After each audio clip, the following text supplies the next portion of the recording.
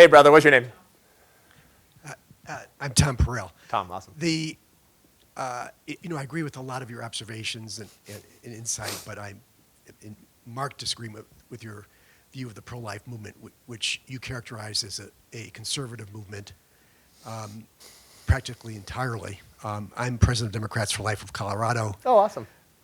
And there are many liberal, progressive, and even secular pro-lifers that are very effective and you're basically excluding them based on the way you describe them and others. Thank you.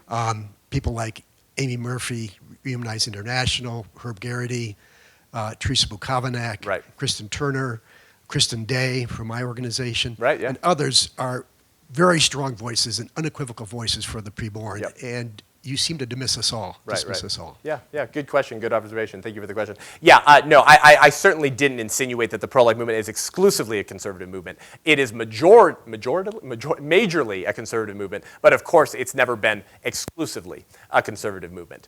Just as the abolitionist movement was not exclusively Protestant Christians. There were many deists and atheists that were part of the abolitionist movement. So I do appreciate your question observation, and I will speak to it now. I am happy to work alongside with anyone, regardless of their religious or political views, to help end the genocide of abortion.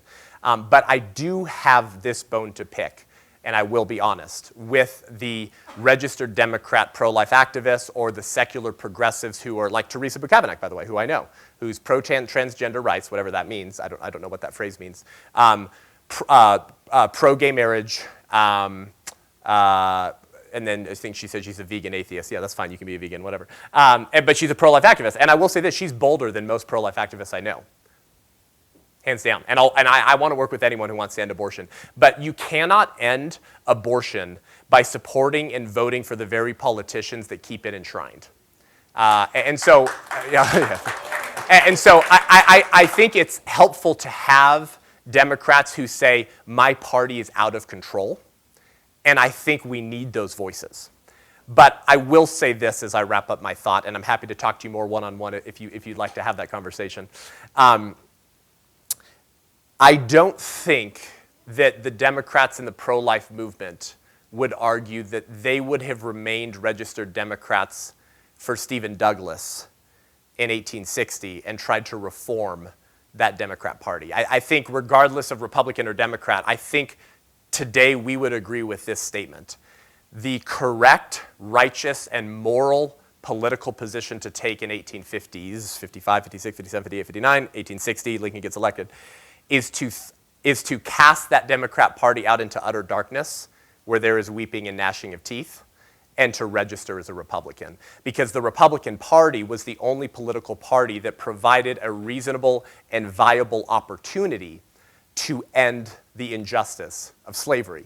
You cannot end slavery by voting for people sworn to uphold it, and you cannot end abortion by voting for a party sworn to uphold it.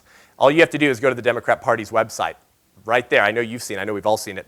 In the top platform issues, it's not just to keep it legal, it's to fund it overseas. It's to fund it here. And 3 days ago, the Biden administration is trying to amend one of the federal laws to change sex to change pregnancy as a condition of sex, which is interesting. I guess they know what sex is now. So that if you deny someone an abortion as a pro-life obstetrician, you can be sued for pregnancy discrimination. This just happened, what's today, Saturday? This just happened at the beginning of the week.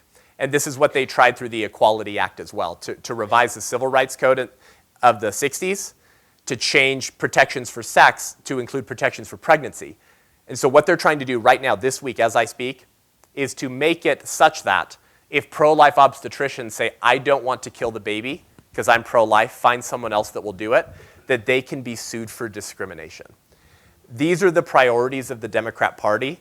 And while I'm grateful for, who's the one, for Manchin, though he should just register as a Republican and flip the power in the Senate so that we can actually stop some of this radicalism. While I'm grateful for some of those voices, there are very few, if any, reasonable voices left who want to protect unborn children in today's Democrat Party. So I would say today about this party that I would about the Democrat Party in the 1850s. It must be cast out into utter darkness. And if you're a true pro-life activist Democrat that believes life begins at the moment of conception, you ought to join us in making sure we have the biggest coalition possible to pass a federal ban on abortion and protect every unborn child. So I guess that's what I'd say.